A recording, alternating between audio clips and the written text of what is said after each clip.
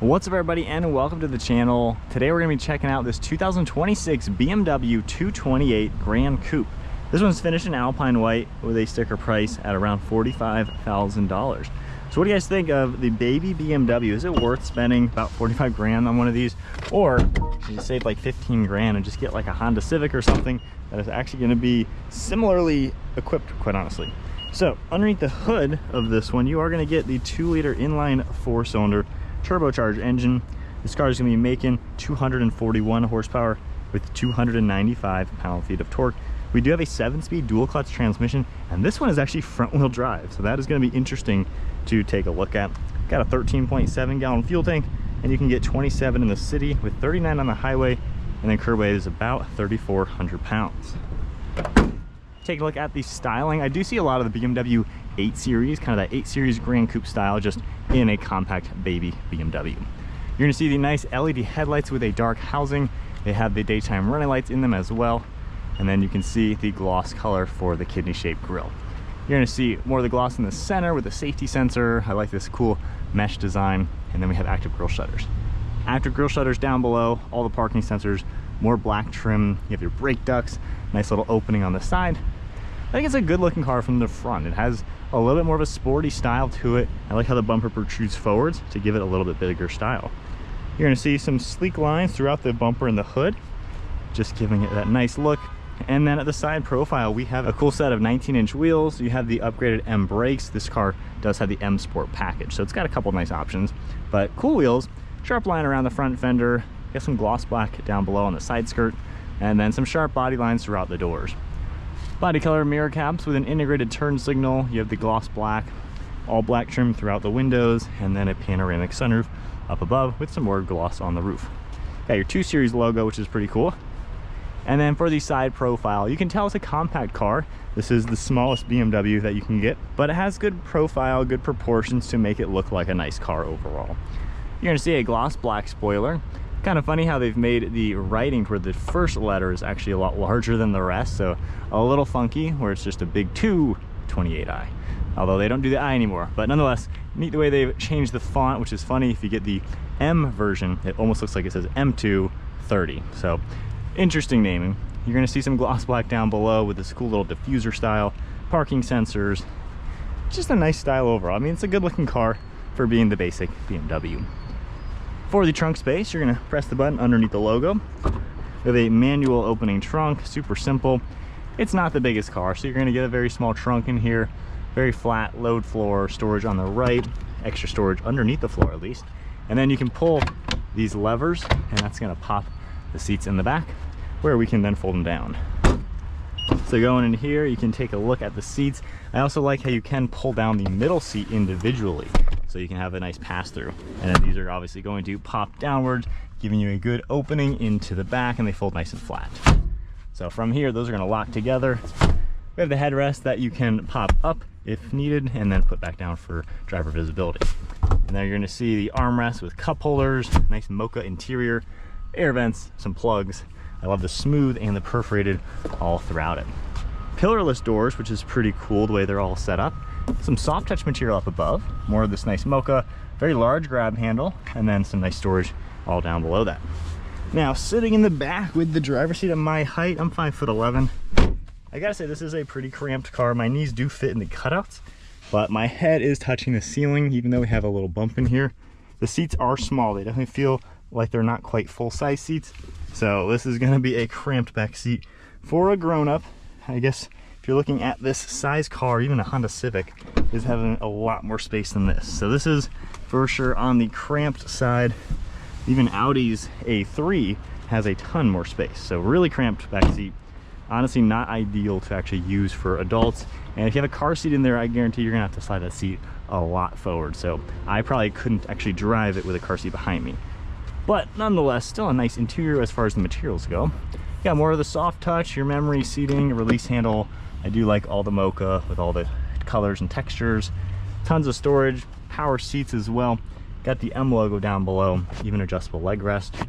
And then you have the smooth synthetic leather with the perforations all throughout it. So it looks nice in here. It's just definitely on the cramped side comparing it to the competition. Now for the interior, foot on the brake, Let's fire it up. So one thing I do like is the M colors you're gonna see. Hopefully the lighting lets you see that, but that's all in the M colors. You have the M color stitching as well. And when you change drive modes, that's actually going to change as well. So when I go into sport mode, everything turns off for a second, and then we are now nice and blue, which is a cool touch. And then it just flashes the M colors. But then if we go into a different drive mode like efficient, it's just gonna light up in a light blue color. So pretty unique. You have paddle shifters, you can hold the left side for extra power. You have some audio controls as well as some settings, and then we have controls on the left for cruise control. Stock on the right for windshield wipers, stock on the left for turn signal. And then the center screen here, you can configure quite a bit. You have a lot of different content you can go through and have it all in here. And depending on the drive mode you're in, you can also adjust your actual screen. You can go to your layout and you're gonna see a couple different designs. We have your air vent over on the left with more of that ambient lighting. You got the little nub, you can adjust the direction. And then I like how you're gonna see a soft touch dashboard. So it gives it a nice premium look. You got those cool air vents over there. For the screen in the center, kind of what you're used to seeing on the modern BMWs. You have your nav system, and then a couple things you can scroll through over on this left side. We have shortcuts on the left side of the screen. Very easily you can go through all of that. For climate controls, to change your fan speed, you have to tap the fan every single time to get to this menu. Personally, I'm not a fan of that. You have your temperature readily available along with your heated seats and steering wheel. I don't know why they couldn't just do fan speed down there. It just doesn't really make any sense because now you're more distracted. So annoying feature that a lot of modern cars are doing. Popping into reverse, you have a good sized backup camera along with parking sensors on the right, a couple different views and angles that you are able to adjust with the settings, parking assist, back into park. Down below, we're going to see the air vents here with all those adjustments, and then we have storage here, a little shelf up at the above, and then we have plugs and cup holders. You have this satin black with a nice satin silver volume roller as well.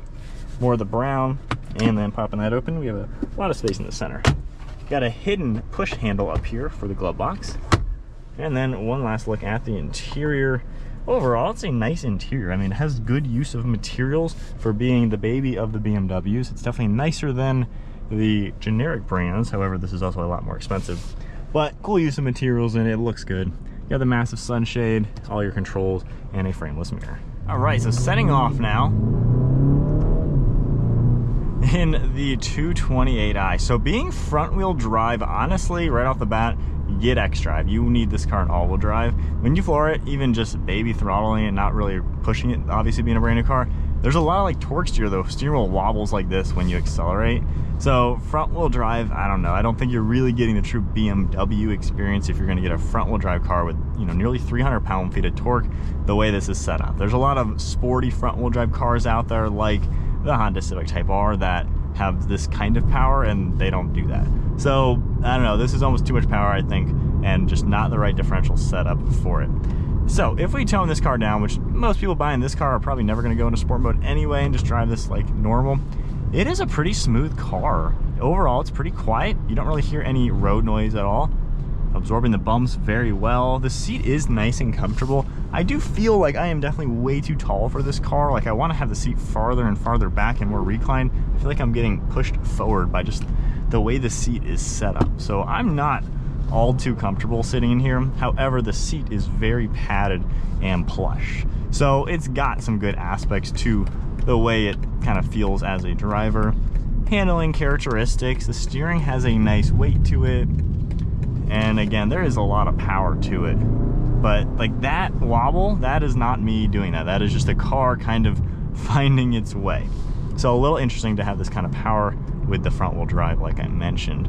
But using the interior, it's a pretty straightforward interior to use. Visibility is all really good. Can't complain at all from that. It's an easy car to maneuver too, given it is a smaller car at the end of the day. I mean, it's easy just to get into parking spaces, all of that. The turning circle is pretty good. So it's just kind of an effortless, normal car to drive.